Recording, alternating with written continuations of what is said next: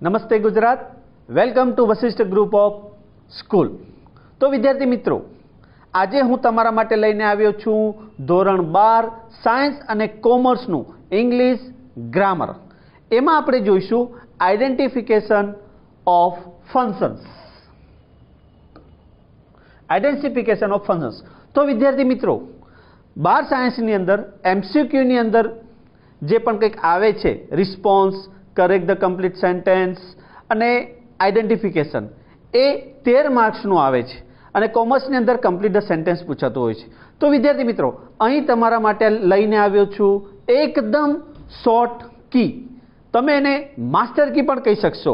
જો એકવાર તમે વિદ્યાર્થી મિત્રો આ જોઈ લેશો ને, તો આખા વર્ષની મહેનત જે છે તે તમારા 15 મિનિટની અંદર તૈયાર થઈ જશે। તો આશા રાખું છું અહીંયા વિડીયો જે છે એકદમ ધ્યાનથી જોજો।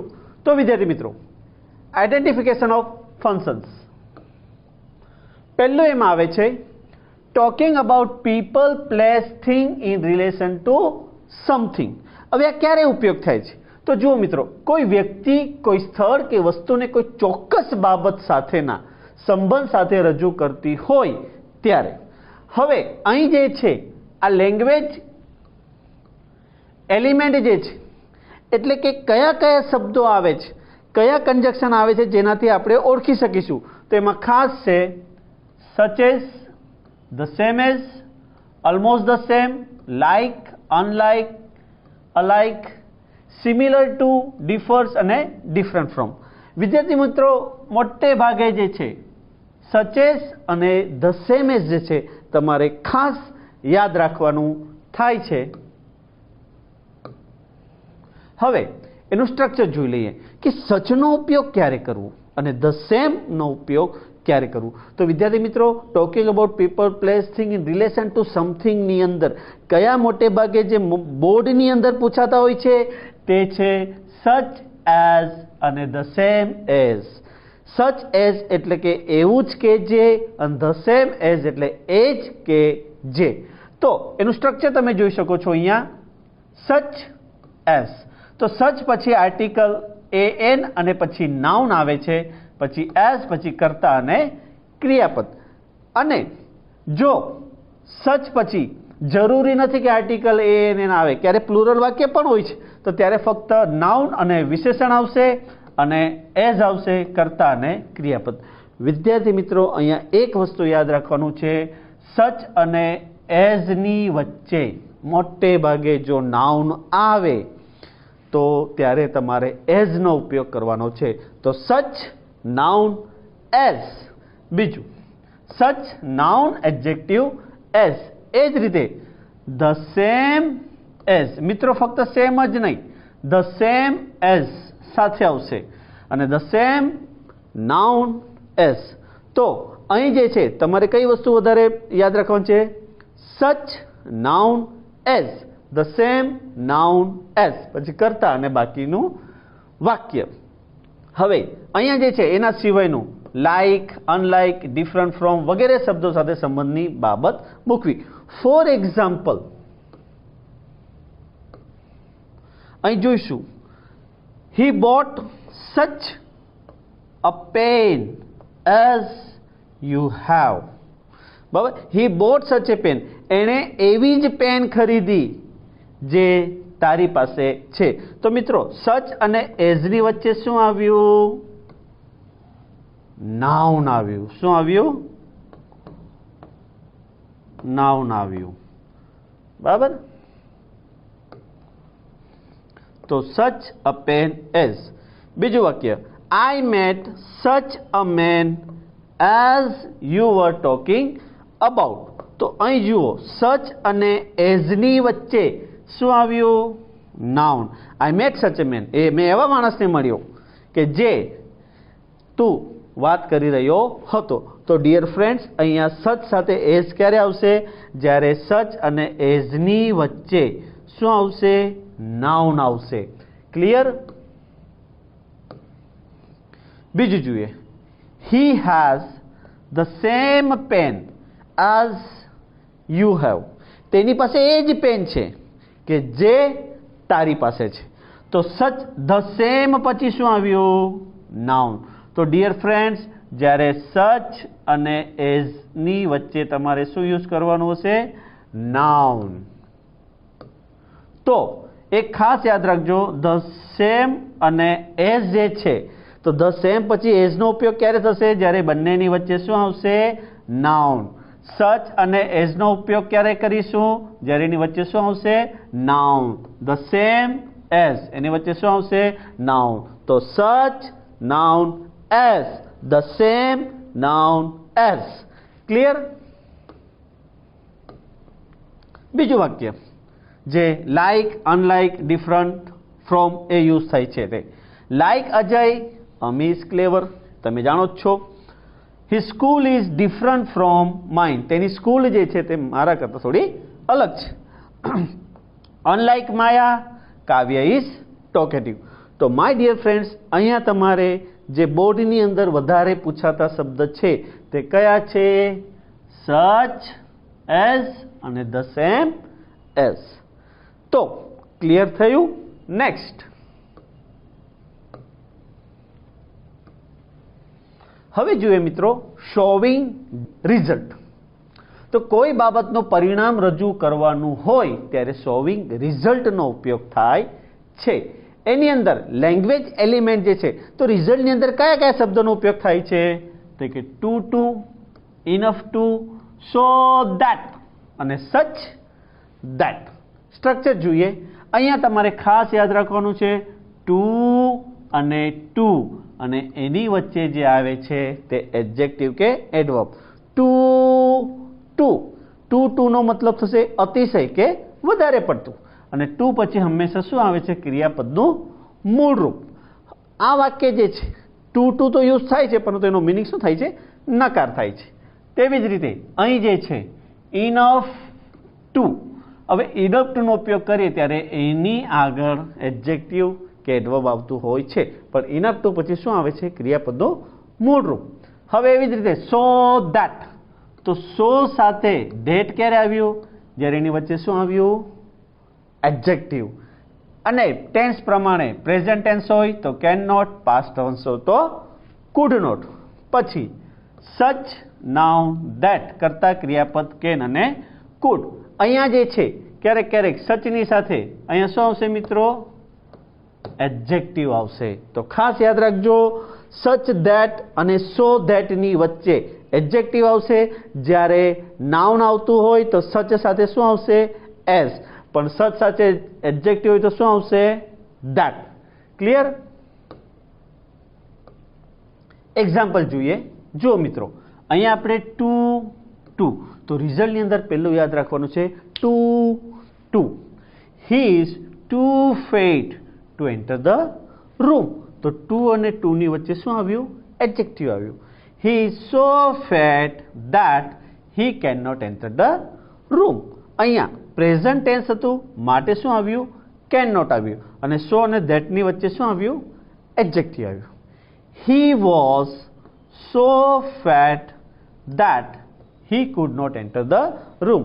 He was so fat that he could not enter the room. તો so અને that ની વચ્ચે શું આવ્યું મિત્રો? એડજેક્ટિવ આવ્યું. અને બીજું અહીંયા જે છે was આવ્યું, માટે અહીંયા શું આવ્યું? could not. અને he સબ્જેક્ટ છે તેનો પ્રોનાઉન શું થશે? he. તો આ ત્રણ વાક્ય ક્લિયર થયા. શાના? એક તો પહેલું ટુ, બીજું is so that cannot, was so fat that could not. હવે જોઈએ બીજું enough to.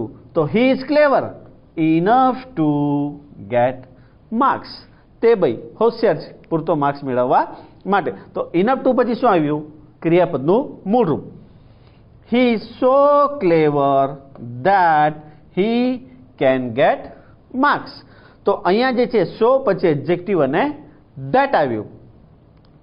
પછી next he was so clever that. તો અહીં જુઓ મિત્રો, સો સાથે શું આવ્યું? ધેટ. તો પાસ્ટ ટેન્સ હોય તો શું લખાય? કુડ. પ્રેઝન્ટ ટેન્સ હોય તો શું લખાય? કેન. ક્લિયર? નેક્સ્ટ હવે છે સચ. તો he wrote such a poem that nobody could understand. એણે એવી પોએમ લખી કે જે કોઈને ખબર પડી નહીં. He wears such a warm coat that he cannot feel cold. તે જે છે તે એવા પ્રકારનું કોટ પહેરે છે કે જેને ઠંડી લાગી શકતી નથી. તો અહીં જે છે રીઝનની અંદર તમારે શું યાદ રાખવાનું? To enough two, so that, such that. પણ મિત્રો સો અને ધેટની વચ્ચે અહીંયા શું આવશે? એડજેક્ટિવ. બરાબર. અને સચ એડજેક્ટિવ અને ધેટ. બરાબર. અને પહેલામાં આપણે જે વાત કરી તે શું વાત કરી? Such plus noun plus S અને the same plus noun plus S. તો અહીં જે છે સચ સાથે એસ ક્યારે લાગશે? જ્યારે વચ્ચે શું હશે? નાઉન. અને અહીં જે છે સચ સાથે ધેટ ક્યારે લાગશે? જ્યારે વાક્યની અંદર શું હોય? એડજેક્ટિવ. તો રિઝનમાં ક્લિયર થઈ ગયું. તમારે શું યાદ રાખવાનું? To enough two, so that, such that. Clear? Next, expressing manner of an action. મિત્રો આ સૌથી ઇઝી ટોપિક છે. એક્સપ્રેસિવ મેનર ઓફ એક્શન જે છે, એક વ્યક્તિ બીજી વ્યક્તિની જેમ કોઈ ક્રિયા કરતો હોય તે ક્રિયાને રજૂ કરવા માટે એક્શન, મેનર ઓફ એક્શનનો ઉપયોગ થાય છે. હવે લેંગ્વેજ એલિમેન્ટ એમાં કયું છે? એઝ અને લાઇક. તો સ્ટ્રક્ચર જોઈએ. લાઇક તો તમને ખબર જ છે, કર્તા ક્રિયાપદ લાઇક પ્લસ નાઉન. હવે જુઓ મિત્રો, જ્યારે આપણે એઝનો ઉપયોગ કરીશું ને, આ બધું તમે ભણી જ ગયા છે. અહીંયા આપણે શોર્ટ કી જોઈએ છે. તો ખાસ યાદ રાખો, જો પ્રેઝન્ટ ટેન્સ હોય બરાબર એઝ સાથે, તો પાછળ શું લાગશે? ડુ કે ડઝ. અને જો પાસ્ટ ટેન્સ હોય તો એની સાથે શું લાગશે? માત્ર ડુ કે ડઝ. ફોર એક્ઝામ્પલ, હું તમને એમ કહું કે ટીચર જે છે એ the teacher draw a picture. Teacher જે છે ડ્રોઝ અ પિક્ચર. પિક્ચર જે છે તે દોરે છે. અને આઈ ડ્રો અ પિક્ચર ટુ, અને હું પણ ચિત્ર દોરું છું. મારે આ જ વાક્ય કેવું હોય તો કઈ રીતે કહી શકે કે I draw a picture as the teacher does.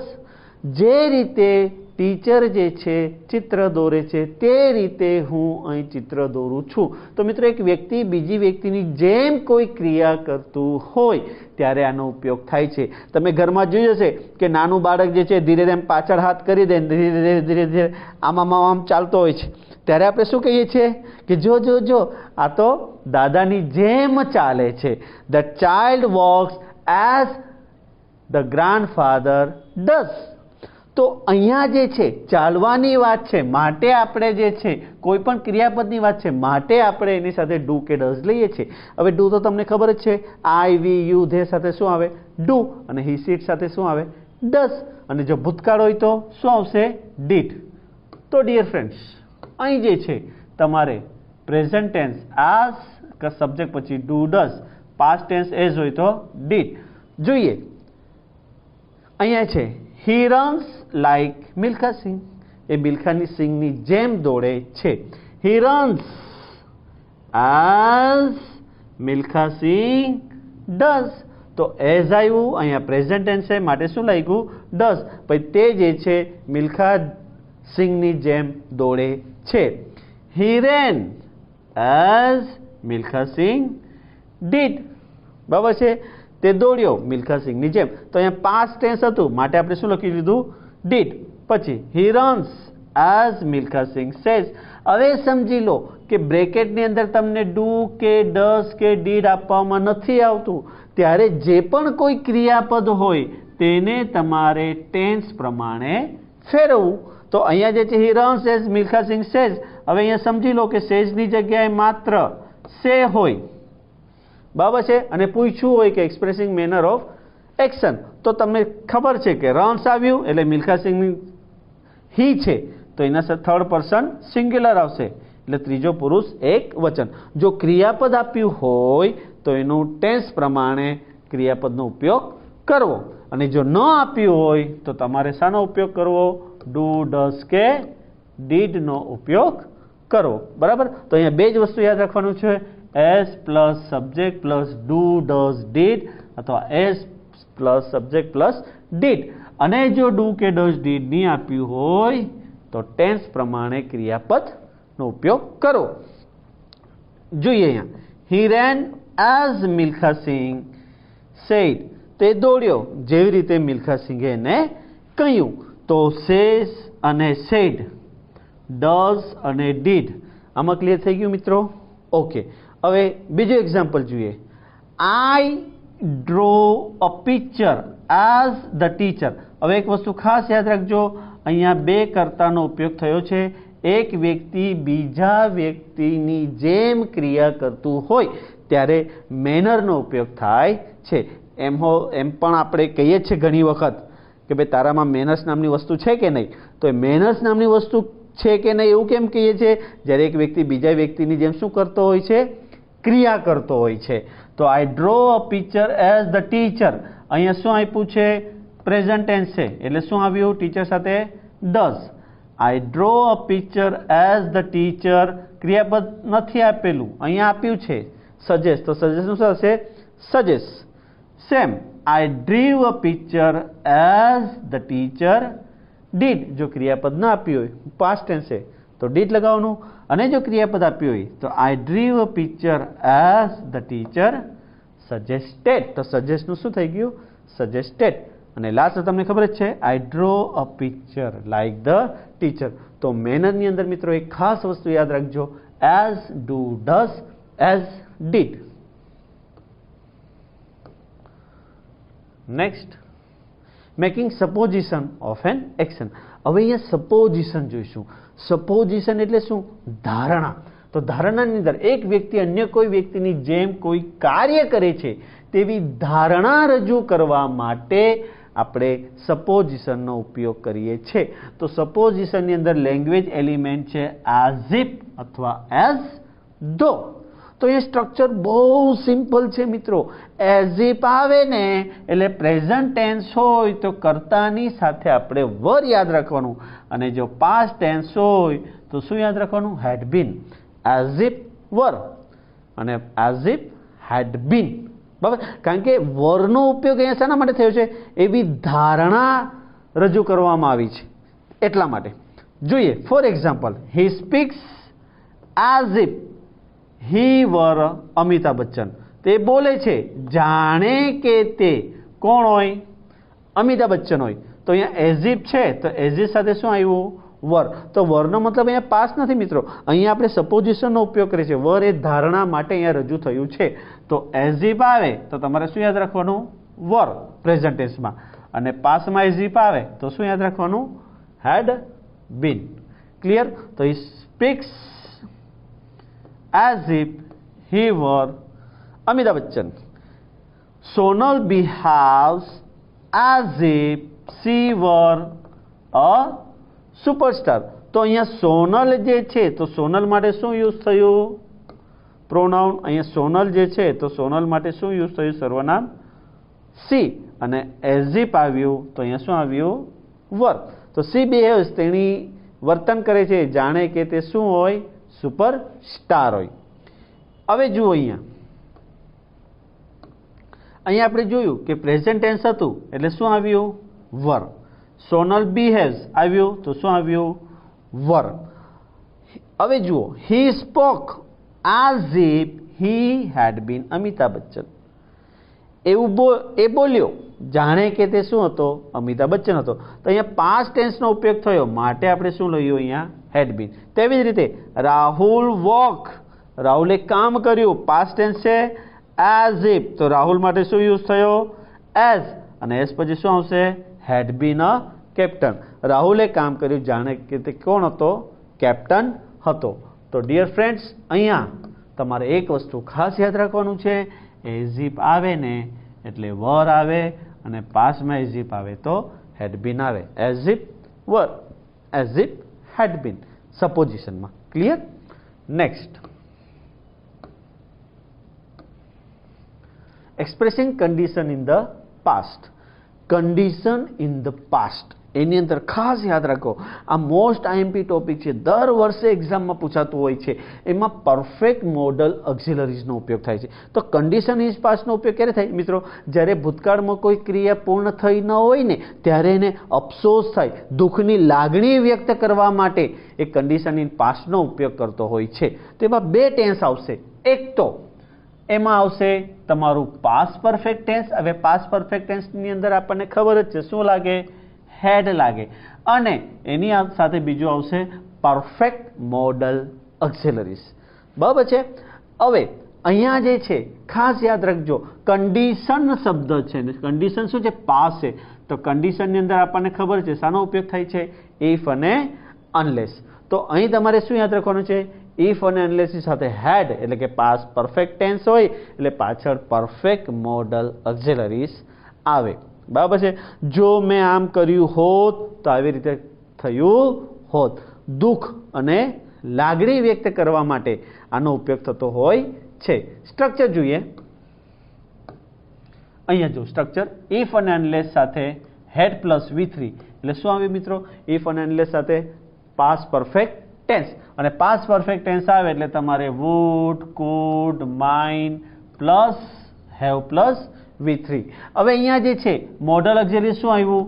Wood, could, might અને પરફેક્ટ થઈ ગયું એટલે હેવ પ્લસ V3 થઈ ગયું. તો અહીંયા બે ટેન્સ આવશે, એક પાસ્ટ પરફેક્ટ ટેન્સ ઇફ સાથે, તો તરત જ પરફેક્ટ મોડલ ઓક્સિલરી આવે. Wood have, could have, might have. Clear? તો જોઈએ વાક્ય. If I had attended the seminar, I would have met you. જો મેં સેમિનાર અટેન્ડ કર્યો હોત તો હું તને મળ્યો હોત. તો આનો ભાવાર્થ શું થયો મિત્રો? કે ભાઈ I did not attend the seminar. I did not meet you. મેં સેમિનાર અટેન્ડ કર્યો નહીં અને હું તને મળ્યો નહીં. તો એનો ભાવાર્થ શું થયો? આ દુઃખ થયું. જો મેં મીટિંગ અટેન્ડ કરી હોત તો હું તને મળ્યો હોત, પણ મીટિંગ અટેન્ડ કરી નહીં અને હું તને મળ્યો નહીં. If you had helped me, I would have passed. જો તે મને મદદ કરી હોત તો હું પાસ થઈ ગયો હોત. એનો મતલબ શું થયો? તે મને મદદ કરી નહીં અને હું પાસ થયો નહીં. તો મને દુઃખ થયું, અફસોસ થયો, એ લાગણીઓ વ્યક્ત કરું છું. જો તે મને મદદ કરી હોત ને તો આજે હું પાસ થઈ ગયો હોત. તો તે મદદ નહીં કરી. You did not help me, I did not pass. તો કહેવાનો મતલબ ઇફ સાથે હેડ પ્લસ V3 આવે એટલે તમારે would have, could have plus might have plus V3 add થાય. નેક્સ્ટ. હવે જરૂરી નથી દર વખતે હેડ આવે. ક્યારેક ક્યારેક ઇફ, જરૂરી નથી ક્યારેક દર વખતે ઇફથી વાક્યની શરૂઆત થાય. ક્યારેક હેડ પણ આગળ આવે. આમાં ઇફ ન પણ આવે તો પણ કંઈ વાંધો નહીં. હેડ આઈ પાસ HSC, જો મેં HSC પાસ કરી દીધું હોત તો I would have joint college. તો મેં કોલેજ જોઈન કરી લીધી હોત, પરંતુ HSC પાસ થયો નહીં અને કોલેજ જોઈન કરી નહીં. બીજું, had the doctor come on time, he could have saved the patient. જો ડૉક્ટર સમયસર આવ્યો હોત તો દર્દી જે છે તે બચી શક્યો હોત. એનો મતલબ ડૉક્ટર સમયસર આવ્યો નહીં અને દર્દી બચ્યો નહીં. તો અહીંયા જે છે કમ આવ્યું, તો કમ કયું આવ્યું મિત્રો? કમ, કેમ અને કમ. તો V3 શું થયું? કમ થયું. ક્લિયર? તો ડિયર ફ્રેન્ડ્સ, ઇફ સાથે એક તો past perfect tense plus perfect modal auxiliaries would have met. If had helped, would have passed. Had passed, would have joined. Had come, could have saved. તો આમાં condition in પાસ્ટની અંદર શું યાદ રાખવાનું? If તો આવે જ, ક્યારેક ક્યારેક હેડ પણ આવે, પણ પહેલું વાક્ય હેડ પ્લસ V3 હોય એટલે પાછળ પરફેક્ટ મોડલ ઓક્સિલરીઝ આવે. બરાબર. હવે બીજું જુઓ, એમાં ફક્ત એક્સપ્રેસિંગ કન્ડિશન, ફક્ત આટલું જ પૂછે, કન્ડિશન ઇન પાસ્ટની પૂછે, એક્સપ્રેસિંગ કન્ડિશન પૂછે. તો તમે જાણો છો 10મા ધોરણની અંદર આપણે ભણી જ ગયા છે કે ભાઈ પહેલો ટેન્સ જે છે તે પ્રેઝન્ટ ટેન્સ આવે ઇફ સાથે, તો બીજો કયો આવે? ફ્યુચર ટેન્સ આવે. તો if you work hard you will pass, unless you work hard you will not pass.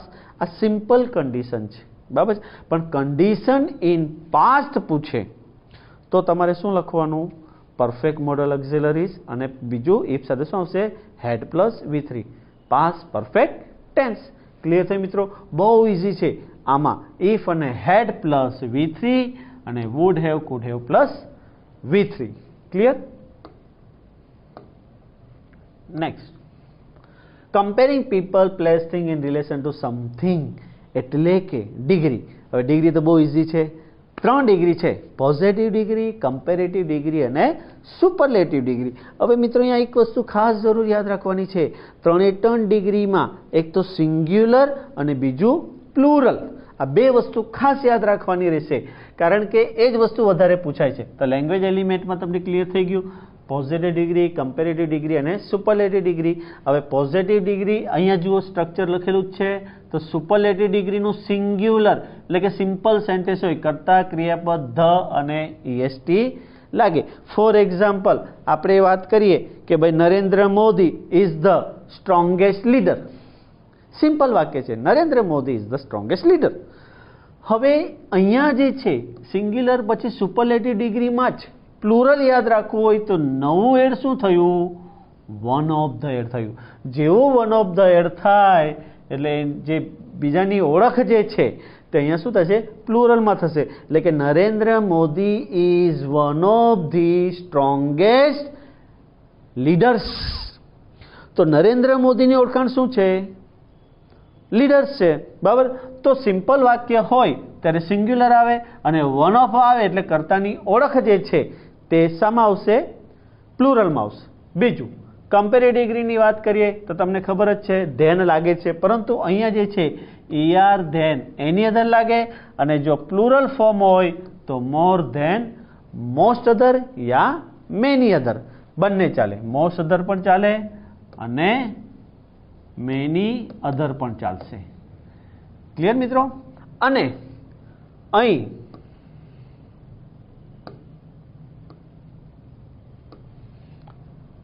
Positive degree singular હોય તો એની અંદર વાક્યની શરૂઆત શાનાથી થશે? નો અધર અને સો એઝ, અને પ્લુરલ હોય તો વેરી ફ્યુ એઝ.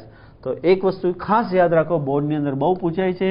એક તો one of the, ER than any other, ER than most other અને no other, so as, very few as. હવે ફોર એક્ઝામ્પલ આપણે જોઈએ, Ajay is the tallest boy. તો મિત્રો અજય જે છે તે કર્તા તો છે, બરાબર, પરંતુ અહીંયા અજય શું છે? બોય છે. તો આ શું થઈ? એની કર્તાની ઓળખ.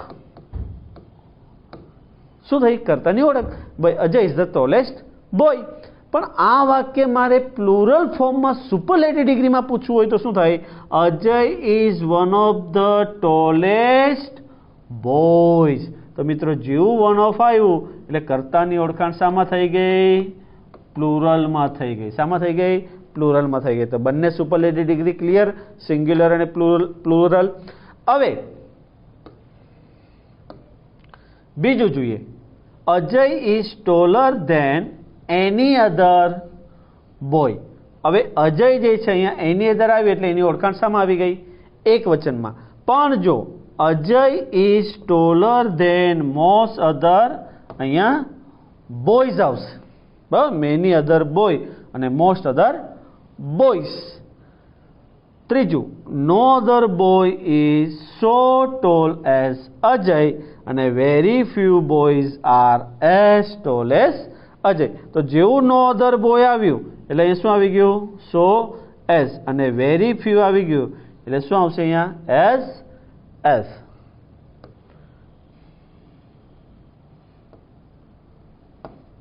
બોયઝ. બીજું એક વાક્ય જોઈએ અહીંયા સુપરલેટિવ સિંગ્યુલરની અંદર, Narendra Modi is the strongest leader. બરાબર. તો અહીંયા જુઓ મિત્રો, નરેન્દ્ર મોદીની ઓળખાણ શું છે? અહીંયા નરેન્દ્ર મોદી શું છે? લીડર છે. તો અહીંયા શું આવ્યું? ધ સ્ટ્રોંગેસ્ટ, સુપરલેટિવ ડિગ્રી આવ્યું. તો સિંગ્યુલર વાક્ય છે. હવે સુપરલેટિવ ડિગ્રીનું મારે પ્લુરલ બનાવવું હોય તો શું થશે? નરેન્દ્ર મોદી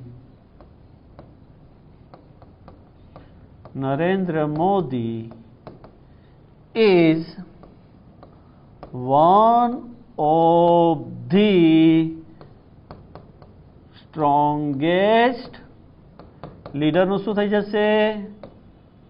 લીડર્સ. તો અહીંયા લીડર્સ કેમ થયું? કારણ કે અહીંયા શું આવ્યું મિત્રો? વન ઓફ ધ આવ્યું. તો ક્લિયર, જો વન ઓફ ધ આવે તો કર્તાની ઓળખાણ શામાં થાય? પ્લુરલમાં થશે, એટલે કે બહુવચનમાં થશે. તેવી જ રીતે એની અધર ને મેની અધરમાં કઈ રીતે થશે? Narendra Modi is stronger than any other leader. બરાબર. અહીંયા એની અધર આવ્યું એટલે લીડર આવ્યું, અને પ્લુરલ જો રહેતે તો શું આવે? અહીંયા મેની અધર અથવા તો મોસ્ટ અધર. પણ લીડરનું શું થઈ જશે? લીડર્સ. તો મિત્રો નરેન્દ્ર મોદી સ્ટ્રોંગર દેન એની અધર લીડર. એક વચન છે કર્તાની ઓળખાણ એટલે એની અધર આવ્યું, અને બહુ વચન હોય તો મોસ્ટ અધર અથવા મેની અધર આવે. ક્લિયર. હવે જોઈએ એનું તમારે પોઝિટિવ ડિગ્રીમાં નો અધર અને વેરી ફ્યુ. પોઝિટિવ ડિગ્રીમાં નો અધર સો હેઝ, પ્લુરલમાં વેરી ફ્યુ એઝ એસ. તો નો અધર જે છે તો આપણે જોઈએ પહેલા સિંગ્યુલરમાં, no other leader is so strong as Narendra Modi. બરાબર. અને આ વાક્ય પ્લુરલ ફોર્મમાં જોવું હોય તો આપણે શું થઈ જાય? નો અધરની જગ્યાએ શું લાગી જશે મિત્રો? Very few leaders are. હવે અહીંયા લીડર્સ આવ્યું એટલે આર થઈ ગયું, અને સો એઝની જગ્યાએ શું આવશે? As strong as Narendra Modi. તો મિત્રો ડિગ્રીની અંદર પોઝિટિવ ડિગ્રી, કમ્પેરેટિવ ડિગ્રી અને સુપરલેટિવ ડિગ્રીમાં ખાસ યાદ રાખજો, સુપરલેટિવ ડિગ્રી આવે એટલે વન ઓફ ધ આવે. કર્તાની ઓળખાણ શામાં થઈ જશે? બહુવચનમાં. અને કમ્પેરેટિવ ડિગ્રીમાં મોસ્ટ અધર બોયઝ, નો અધર બોય, પ્લુરલની અંદર વેરી ફ્યુ બોયઝ અને એઝ એસ. તેવી જ રીતે સિંગ્યુલર વાત કરીએ તો અહીંયા કોમન છે, અહીંયા ઈઆર થઈને એની અધર લાગશે, અને પોઝિટિવ ડિગ્રી સિંગ્યુલર તો નો અધર. બરાબર છે. એટલે તમારે શું યાદ રાખવાનું? ER than any other, ER than most other, no other so as, very few as as. Clear. ચાલો પછી જોઈએ showing contrast.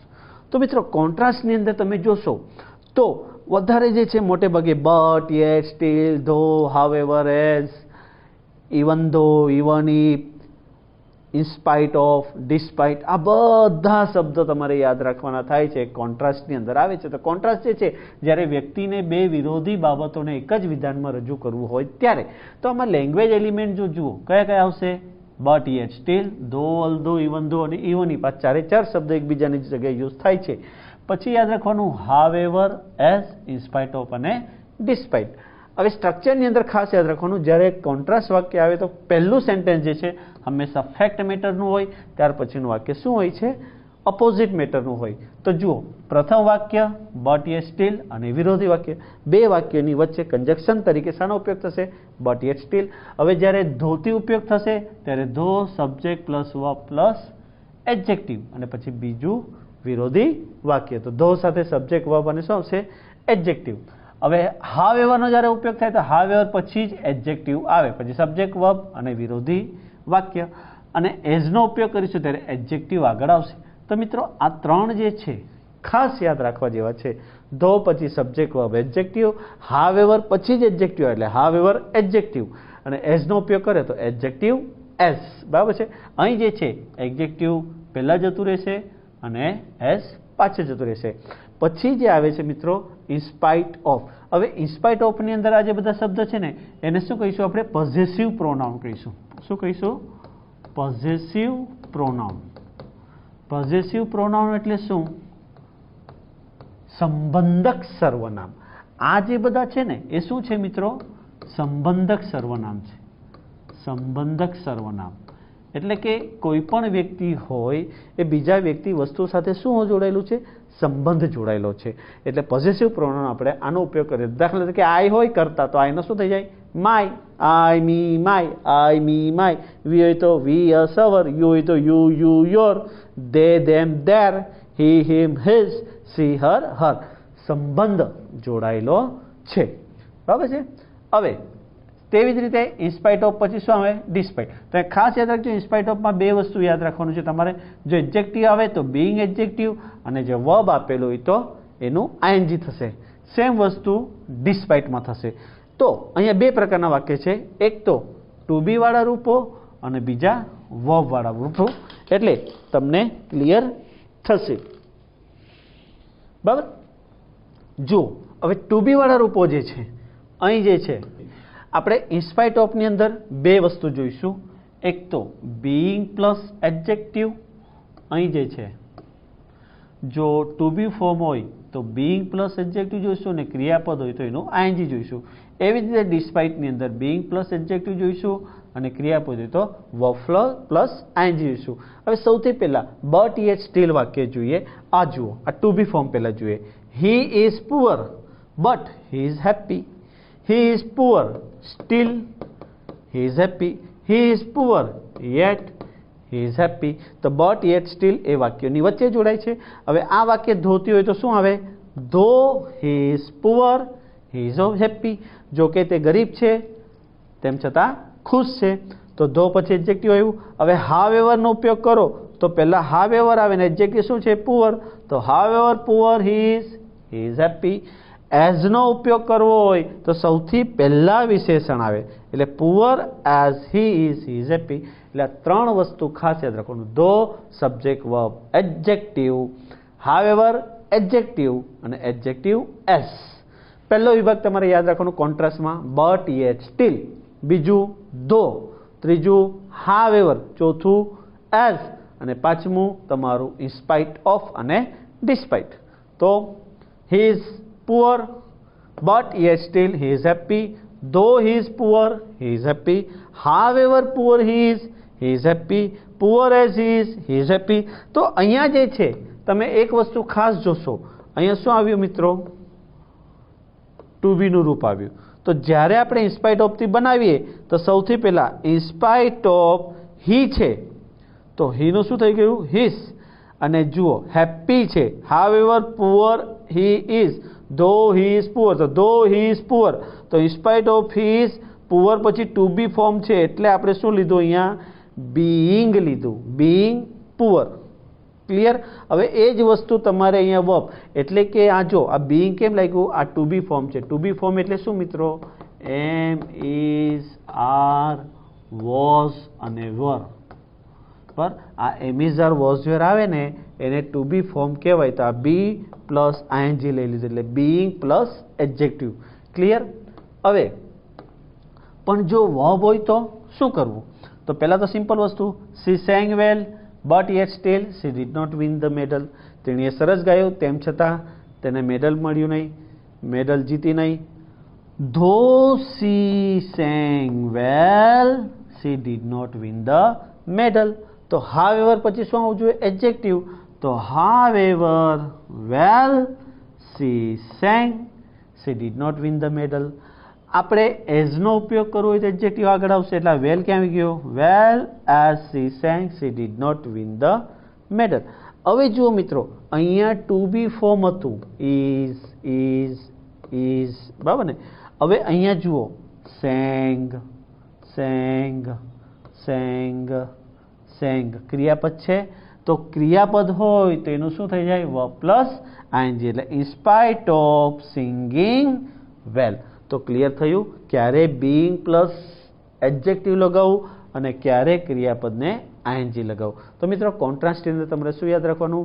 But, yet, still, though, however, as, in spite of અને despite. Clear? Next, offering suggestion and advice. હવે આ વસ્તુ આપણે 11મા ધોરણમાં already ભણી જ ગયા છે કે ભાઈ સલાહ અને સૂચન માટે આનો ઉપયોગ થાય છે. આમાં 3 પ્રકારની સલાહ આવે. એક નોર્મલ સજેશન આવે, એક જે છે વધારે પડતો ભાર આપવો હોય ત્યારે આવે, અને સૌથી વધારે ભાર આપવો હોય ત્યારે. મેં એને કહ્યું છે સ્ટ્રોંગ સજેશન, સ્ટ્રોંગર સજેશન અને સ્ટ્રોંગેસ્ટ સજેશન. આની અંદર એક જ વસ્તુ યાદ રાખવાની તમારે, શુડ, ઓટ ટુ અને હેડ બેટર. બસ શુડ, ઓટ ટુ અને હેડ બેટર પછી જે છે તે હંમેશા V1 આવે, એટલે ક્રિયાપદનું મૂળ રૂપ આવે. જુઓ, should plus V1, should plus V1, ought to plus V1, had better plus V1. બરાબર? શુડ, ઓટ ટુ અને હેડ બેટર પછી શું લઈ લેવાનું? ક્રિયાપદનું મૂળ રૂપ. ક્યારે? જ્યારે એની અંદર સજેશન કે એડવાઇસ આવે ત્યારે. Four example, he is weak, he should take rest. ભાઈ બીમાર છે, આપણે ઘણી વાર કહેતા હોય છે, સામાન્ય રીતે કહેતા હોય છે, ભાઈ હું બીમાર છું, તો આપણે કહીએ, સલાહ આપીએ શું? ભાઈ તારે આરામ કરવો જોઈએ. સામાન્ય સૂચન છે. પણ એ કહે કે હું અઠવાડિયાથી બીમાર છું, તો હવે તારે શું કરવું જોઈએ? ડૉક્ટરને મળવું જોઈએ. પણ હું મહિનાથી બીમાર છું, તો છેલ્લું છે had better, strongest suggestion. Strongest સજેશનની અંદર જો તમે ફોલો નહીં કરો તો તમને નુકસાન ભોગવવું પડે. તો જુઓ, he is weak, he should take rest.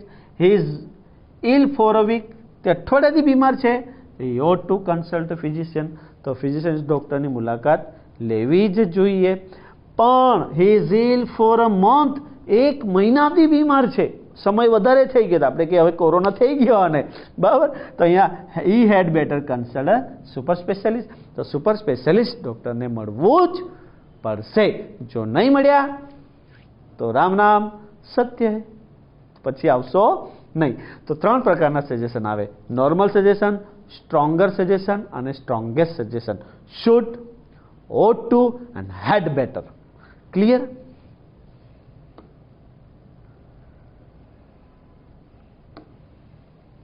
Expression choice.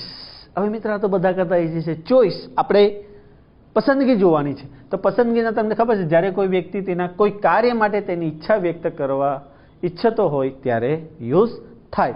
તો એક્સપ્રેશન ચોઇસની અંદર વુડ રાધર ધેન એનો ઉપયોગ થશે. Would rather than. તો ચોઇસ આવે એટલે તમારે યાદ રાખવાનું વુડ રાધર. ક્લિયર? જેમ કે અહીંયા છે સ્ટ્રક્ચર, તો સ્ટ્રક્ચરની અંદર તમે જોશો કે સબ્જેક્ટ, વુડ રાધર, વર્બ અને ધેન. તો એક્સપ્રેશન અહીંયા ચોઇસ આવશે. તો ચોઇસ આવે એટલે વુડ રાધર તમારે યાદ રાખવાનું. તો જુઓ structure, subject plus would rather, verb, than plus verb. I am tired, તો I would rather rest than work. હું થાકી ગયો છું, હવે ખરેખર થાકી ગયો છું, તો મારે શું છે? આરામ કરવું જોઈએ. ચાલવાને બદલે મારે શું કરવું જોઈએ? આરામ કરવું જોઈએ. તો વુડ રાધર પછી શું આવ્યું? વર્બ આવ્યું, અને ધેન પછી શું આવ્યું? વર્બ આવ્યું. બીજું વાક્ય, રાહુલ ઇઝ સિક, તો he would rather consult doctor than lie on a bed. તે બીમાર છે, તો એણે ભાઈ ડૉક્ટરને મળવું જોઈએ. પથારીમાં પડ્યા આરામ કરે એના કરતાં કોને મળવું જોઈએ? ડૉક્ટરને મળવું જોઈએ. તો ચોઇસ આપણી છે, આપણે શું કરવું જોઈએ તે. Raveena would rather meet me than leave the office. 2 option છે. રવિના જે છે મને મળે અથવા તો ઓફિસ છોડીને જતી રહી. તો અહીંયા ચોઇસ શબ્દ આવે એટલે તમારે શું યાદ રાખવાનું? Rather than. Clear? Alternative choice. મિત્રો, આ તો આપણે ભણી જ ગયા છે. અલ્ટરનેટિવ ચોઇસની અંદર એક તો આઈધર ઓર, નાઈધર નોર, અને બીજું શું આવે? ઓર. તો સ્ટ્રક્ચર જે છે, આમાં સ્ટ્રક્ચરની કોઈ જરૂર પડવાની નથી. શું યાદ રાખવાનું અલ્ટરનેટિવ ચોઇસમાં? Or, either or, neither nor. Either I or my brother will come, તો આઈધર સાથે શું આવ્યું? Or. I will go either Surat or Baroda. I will call either Raju or Neetu. Either Ram or I am happy, neither Jigar nor Mahesh will visit. તો આની અંદર alternative ચોઇસની અંદર શું યાદ રાખવાનું? આઈધર ઓર, નાઈધર નોર અને ઓર. બરાબર છે. અને ચોઇસમાં વુડ રાધર દેન.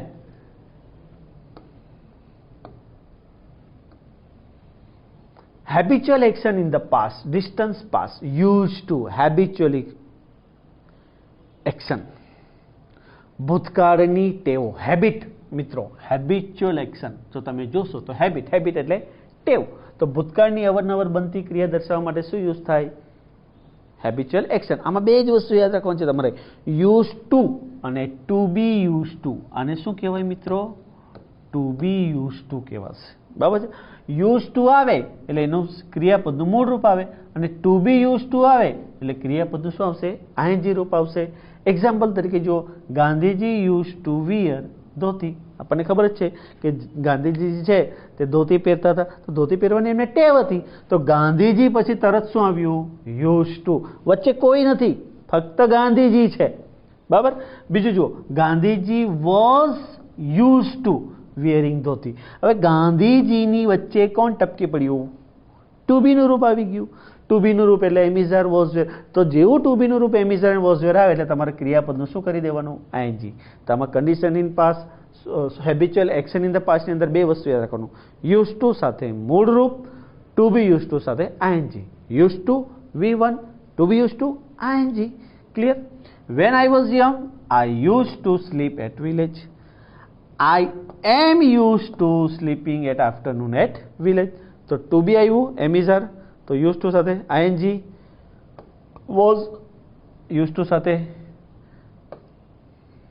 I સાથે used to આવ્યું તો sleep. તો યાદ રહ્યું, used to આવે તો ક્રિયાપદનું મૂળ રૂપ, was used to આવે તો ing, કરતા પછી used to આવ્યું તો sleep, અને કરતા પછી to be used to આવે તો ing. એટલે used to સાથે V1, to be use to સાથે ક્રિયાપદનું આઈએનજી રૂપ.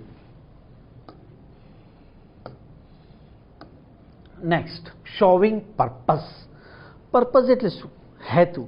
તો મિત્રો પર્પઝની અંદર તમારે આટલા શબ્દો યાદ રાખવાના થાય છે. કાર્ય કરવા માટે હેતુ કે ઈરાદો રજૂ કરવું, તો આટલા રીતે કાર્ય હેતુ જે છે તે રજૂ થાય છે. કયું કયું? તો to, in order to, for, with a view to, so that અને સચ ધેટ સાથે છે. ઇન ઓર્ડર ધેટ અને સો ધેટ સાથે છે. અહીંયા જુઓ મિત્રો, પેલું શું હતું? So that. આપણે ભણી ગયેલા ને પેલામાં, સો ધેટ નેગેટિવ આવી ગયું. સો અને ધેટ જો દૂર હોય તો નેગેટિવ આવે છે, નેગેટિવિટી આવે છે. એમાં વ્યક્તિ એકબીજાના નજીક હોય તો હંમેશા પોઝિટિવ વિચારે, પણ જેવો વ્યક્તિ દૂર થઈ જાય તો શું આવી જાય? નેગેટિવ આવી જાય. આ રીતે યાદ રાખી શકો. હી is so fat that he cannot enter the room. So fat that. બરાબર. નકાર આવી ગયું, પણ જો સો ધેટ નજીક આવી જાય તો હકાર આવી જાય. ક્લિયર? તો ટુ અને ઇન ઓર્ડર ટુ સાથે હંમેશા ક્રિયાપદનું મૂળ રૂપ આવશે. પછી આ બીજો ભાગ મેં કર્યો છે, ફોર આવે અને વિથ અ વ્યૂ ટુ આવે તો ક્રિયાપદનું આઈએનજી રૂપ આવી જાય. સો ધેટ વર્તમાન ભૂતકાળ હોય તો can food, in order that વર્તમાન હોય તો કેન કુડ પ્લસ V1. તમારે શું યાદ રાખવાનું? To, in order to plus V1, for with a view to સાથે ક્રિયાપદનું આઈએનજી રૂપ, અને so that, in order that સાથે ટેન્સ પ્રમાણે કેન કે કુડ લેવાનું. For example, I go to America. હું અમેરિકા જાઉં છું તો એના પાછળનો પર્પઝ શું છે? To earn money. I go to America in order to earn money. તો જો ક્લિયર થયું મિત્રો? ટુ સાથે ક્રિયાપદનું મૂળ રૂપ, ઇન ઓર્ડર સાથે ક્રિયાપદનું મૂળ રૂપ. પણ જો I go to America for અને વિથ અ વ્યૂ ટુ આવે એટલે તરત જ ક્રિયાપદનું શું થઈ જાય? આઈએનજી રૂપ થઈ જાય. ક્લિયર? આ to, in order to, for અને with a view to ING. I go to America present tense છે એટલે so that I can earn money, અને I went to America past tense છે so that I could earn money. તો showing પર્પઝની અંદર શું યાદ રાખવાનું? To plus V1, in order to plus V1, for સાથે ક્રિયાપદનું આઈએનજી રૂપ, વિથ અ વ્યૂ ટુ સાથે ક્રિયાપદનું આઈએનજી રૂપ, અને so that, in order that સાથે કેન કે કુડ. એમાં નકાર બની શકે નહીં. ક્લિયર?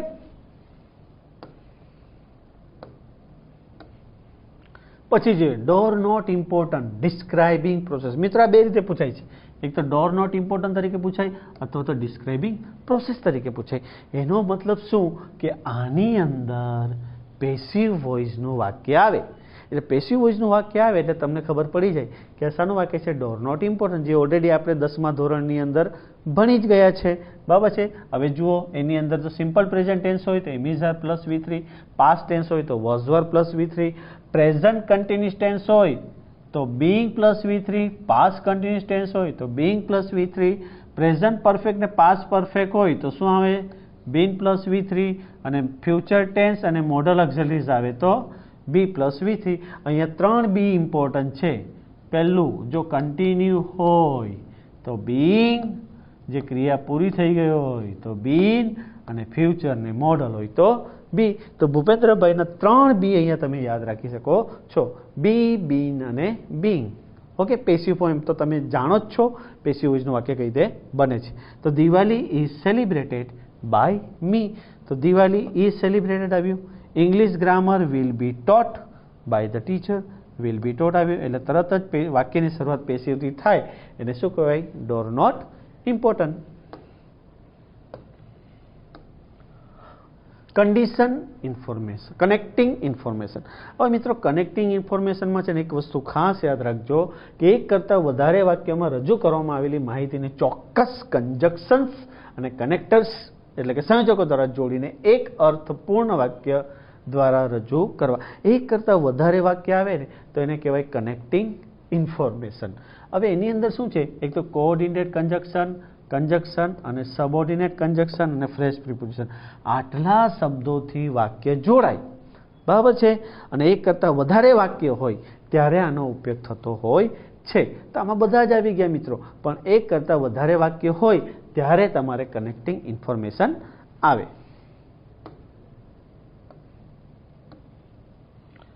રિપોર્ટિંગ શબ્દ પરથી જ આપણને ખબર પડે છે. રિપોર્ટિંગ એટલે શું થયું, ઇનડાયરેક્ટ સ્પીચ.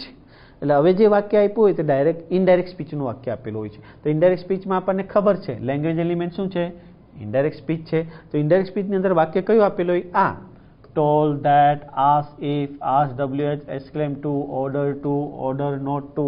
તમે જાણો જ છો કે ઇનડાયરેક્ટ સ્પીચની અંદર વિધાન વાક્ય, પ્રશ્નાર્થ વાક્ય, આજ્ઞાર્થ વાક્ય, ઉદ્ગાર વાક્ય, શુભેચ્છાવાચક વાક્યો, બરાબર છે. એટલે કે negative sentence, interrogative sentence, imperative sentence, exclamatory sentence, તો ઓપ્ટેટિવ સેન્ટેન્સ, આ બધા કોઈ પણ એમાંથી એક વાક્ય પૂછાતું હોય છે તો તે સમજી લેવાનું તમારે શાનું છે, ઇનડાયરેક્ટ સ્પીચ. હવે આમાં તો તમે જાણો જ છો ઇફ સાથે આ પ્રશ્નાર્થમાં ઇફ અને WH ક્યારે આવે તે.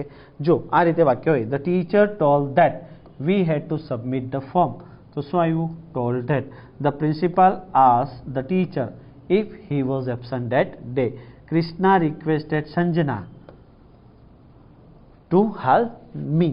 Ajay exclaimed with joy that my grandmother warned me not to close that cage.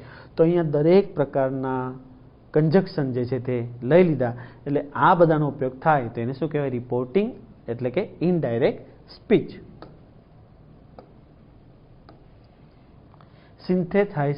સિન્થેસિઝિંગ expressions. હવે આમાં જે છે ને મિત્રો એક કરતાં વધારે વાક્ય દ્વારા જે બાબત રજૂઆત કરવા માટે ચોક્કસ કંજક્શન કે કનેક્ટર્સનો ઉપયોગ થતો હોય છે અને એના દ્વારા એક અર્થપૂર્ણ વાક્ય બને છે. તો જે આપણે પહેલાં જોઈ ગયા કનેક્ટર્સ એવી રીતે જ આ પણ છે કોઓર્ડિનેટ કંજક્શન, સબઓર્ડિનેટ કંજક્શન અને ફ્રેઝ પ્રિપોઝિશન. આ બધાનો ઉપયોગ, બધા કંજક્શનનો ઉપયોગ છે and, as well as, but, yet, still, or, either or, neither nor, not only, but also, both, and, whom, whose. આ બધા વાક્ય જે ઉપયોગ થાય છે બરાબર છે, પણ વાક્ય એક કરતાં વધારે આવે ત્યારે આ સિન્થેસાઇઝિંગ એક્સપ્રેશન્સનો ઉપયોગ થતો હોય છે.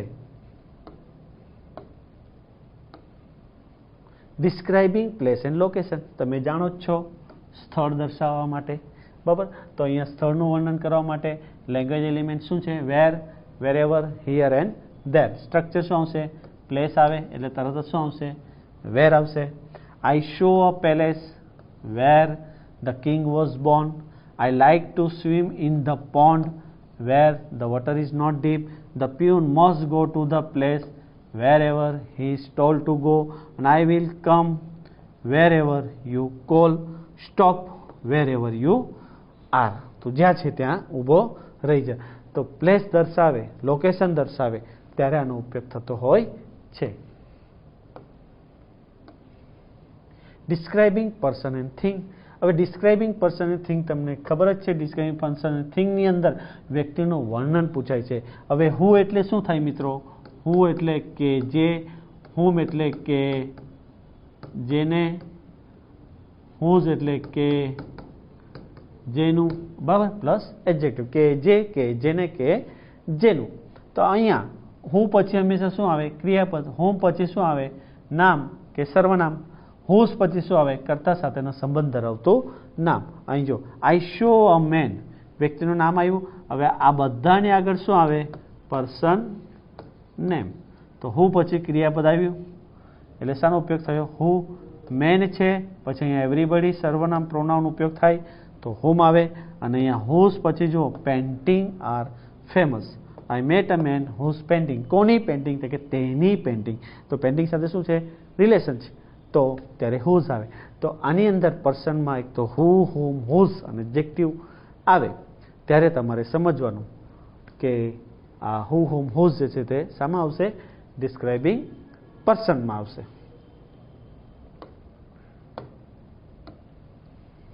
Showing reason. હવે રીઝનની અંદર તમને ખબર જ છે કે કોઈ ઘટનાનું કારણ દર્શાવવા માટે શોવિંગ રીઝનનો ઉપયોગ થાય છે.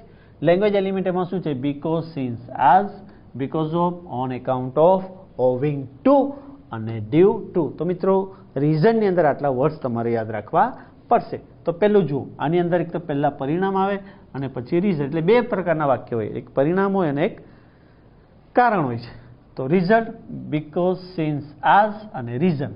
On account of, because of, owing two, પછી જે આપણે સ્ટ્રક્ચર જે બની ગયા પહેલાં કોન્ટ્રાસ્ટની અંદર ઇન્સ્પાઇટ ઓફ અને ડિસ્પાઇટ એ જ છે. બીઇંગ પ્લસ એડજેક્ટિવ અથવા તો વર્બ પ્લસ આઈએનજી. પણ ટુ ડ્યુ ટુનો ઉપયોગ કરો ને ત્યારે ટુ બી ફોર્મ ક્યારે આવે? એના પહેલાં આવી જાય. જો વાક્યની અંદર Sonal could not go to school. Sonal સ્કૂલે નહીં ગઈ. બીકોઝ શું કારણ છે? સી વોઝ ઇલ, કારણ કે તે બીમાર હતી. Sonal could not go to school since અને એઝ સી વોઝ ઇલ. તો બીકોઝ, સિન્સ અને એઝ જે છે તે વાક્યની વચ્ચે ઉપયોગ થતો હોય છે. Sonal could not go to school on account of, because of, owing to. તો ઇલનું શું થઈ ગયું? Being ill. તો ત્રણે ત્રણ એકબીજાની જગ્યાએ યુઝ થાય છે. Chirag is unhappy. જુઓ અહીંયા Chirag is unhappy due to his illness અથવા તો being ill. Rajnish success was due to his working hard. તો મિત્રો આની અંદર આ શબ્દનો ઉપયોગ થાય એટલે રીઝન આવે. કયા કયા? Since, because, as, because of, on account of, owing two અને ડ્યુ ટુ. આટલા શબ્દો તમારે યાદ રાખવાના. Describing time.